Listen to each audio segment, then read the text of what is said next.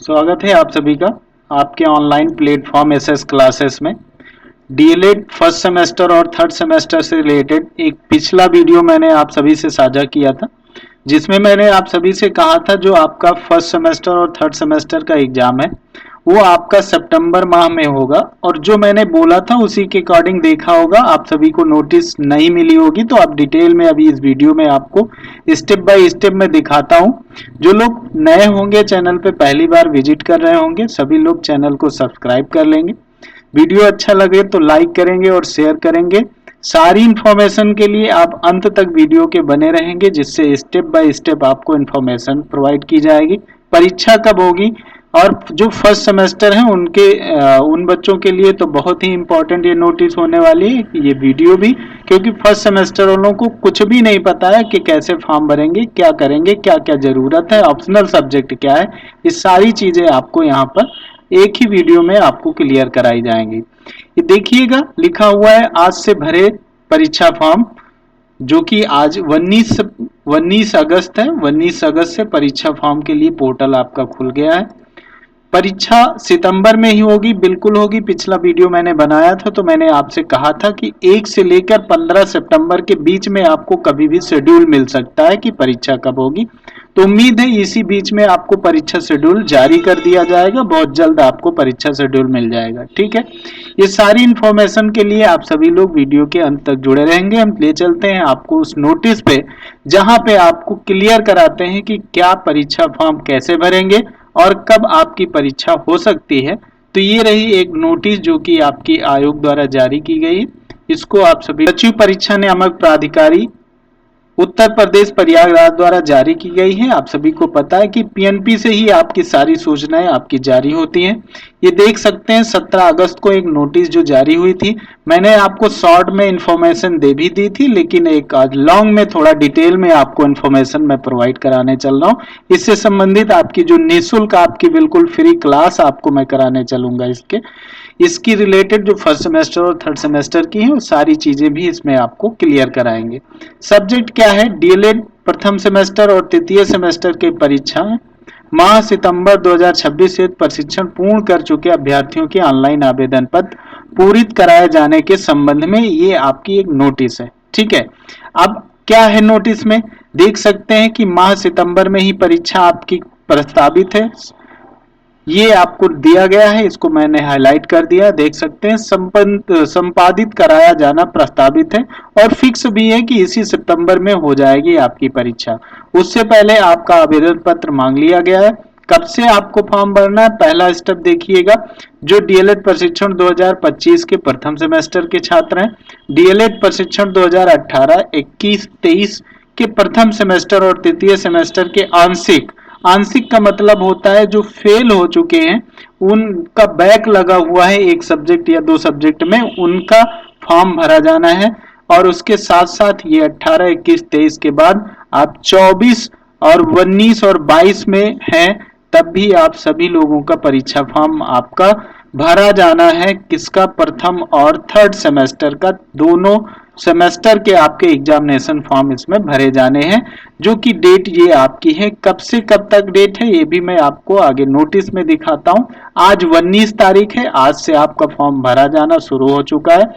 Form कहां से भरेंगे? सबसे बड़ी बात तो यही है, आप लोग कैसे जान पाएंगे फॉर्म कौन भरेगा, उस पे बात करेंगे। तो पॉइंट नंबर 3 पे देखिए, संबंधित प्रशिक्षण संस्थान द्वारा उपरोक्त परीक्षाओं के आवेदन पत्र आवेदन शुल्क सहित 19 अगस्त से लेकर 30 अगस्त तक आपके परीक्षा फॉर्म भरे जाएंगे। ठीक है, 1 सितंबर तक डायट द्वारा प्रमाणित किया जाएगा। और उसके बाद ये कह दिया गया है कि किसी भी हालत में कोई भी फॉर्म दोबारा ऑफलाइन नहीं एक्सेप्ट किया जाएगा। ये भी आप देख सकते हैं 6 नंबर कॉलम में आपको दिया गया है। अब आपको देखना क्या? पहली चीज, पहली इंफॉर्मेशन ये जानिए कि आपका जो परीक्षा फॉर्म है वो कैसे भरा जाएगा। तो वो चाहे आप फर्स्ट सेमेस्टर में हो या फिर आप थर्ड सेमेस्टर में हो, कॉलेज की लॉगिन से फॉर्म भरा जाता है। आप लोग इधर उधर नहीं भटकेंगे, सीधे आप कॉलेज से बात करिए, कॉलेज की लॉगिन से आपका फॉर्म भरा जाएगा। थर्ड सेमेस्टर वालों के लिए कोई भी डॉक्यूमेंट की जरूरत नहीं है, लेकिन थर्ड वालों के लिए कोई जरूरत नहीं, लेकिन फर्स्ट वालों के लिए क्या क्या जरूरत है ये आपको मैं बता देना चाहता हूं। जो थर्ड सेमेस्टर में है उनके लिए कोई डॉक्यूमेंट की आवश्यकता नहीं होती है, केवल उनकी लॉगिन कॉलेज की लॉगिन पे खुलता है और अप्लाई करने का ऑप्शन आता है। अप्लाई करने के बाद सारी प्रोसेस आपके कंप्लीट हो जाते हैं। ये आपका थर्ड सेमेस्टर हो गया। वहीं अगर हम फर्स्ट सेमेस्टर की बात कर लें तो फर्स्ट सेमेस्टर में क्या करना होगा। फर्स्ट सेमेस्टर के लिए पहली चीज आपका आधार नंबर लगने का, आधार नंबर लगेगा तो आधार नंबर आपका होना चाहिए।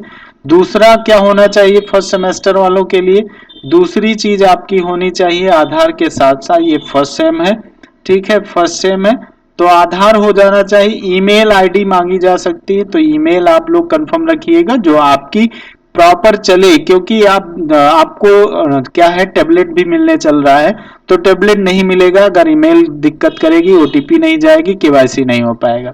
फिर क्या करेंगे, आपका फोटो मांगेगा, फोटो मांगा जाएगा, साइन मांगा जाएगा। चौथा पॉइंट क्या है, आपका सिग्नेचर भी हो कॉलेज द्वारा मांगा जाएगा।